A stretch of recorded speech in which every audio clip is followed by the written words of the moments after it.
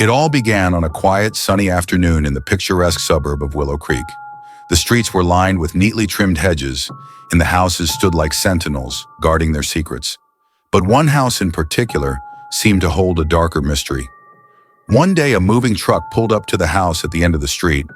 The new neighbor, a tall, slender man with a polite smile, introduced himself as Mr. Grayson. He seemed ordinary enough, but there was something about his eyes, cold and calculating, that sent a shiver down the spines of those who met him.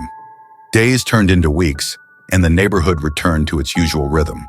But then, late one night, a blood-curdling scream echoed through the streets. It came from Mr. Grayson's house. When the neighbors investigated, they found nothing but silence and a single, broken window. Mr. Grayson's garden became the talk of the neighborhood. It was lush and vibrant, but the plants seemed unnatural. Their colors were too vivid, their shapes too perfect. And then there were the strange mounds of soil that appeared overnight, as if something or someone had been buried there. One by one, the neighborhood pets began to vanish. First, it was Mrs. Henderson's cat, then the miller's dog. Posters pleading for their return appeared on every lamppost, but no one dared to suspect Mr. Grayson until a child claimed to have seen him carrying a bloodied sack into his house. Late at night, a faint flickering light could be seen emanating from Mr. Grayson's basement. It was inconsistent, as if someone was moving around down there. But what could he possibly be doing in the dead of night? Curiosity got the better of one brave neighbor, who decided to peek through Mr. Grayson's basement window.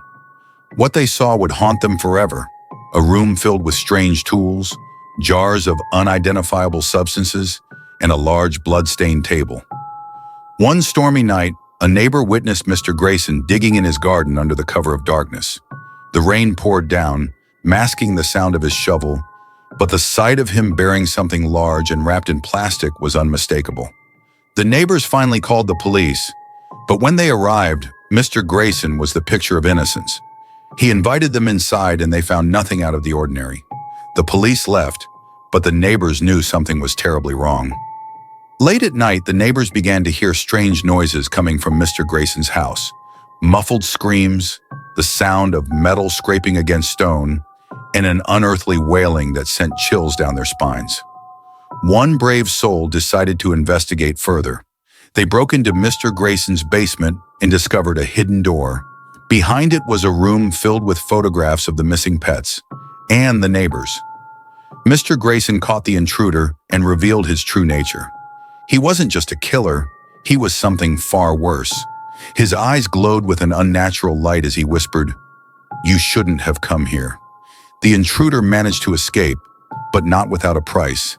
They were forever scarred by what they had seen and by the knowledge that Mr. Grayson was still out there, waiting for his next victim. The next morning, Mr. Grayson's house was empty.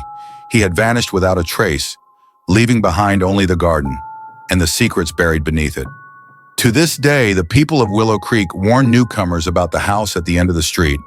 They say that if you listen closely on a quiet night, you can still hear the screams and the sound of a shovel digging in the dark.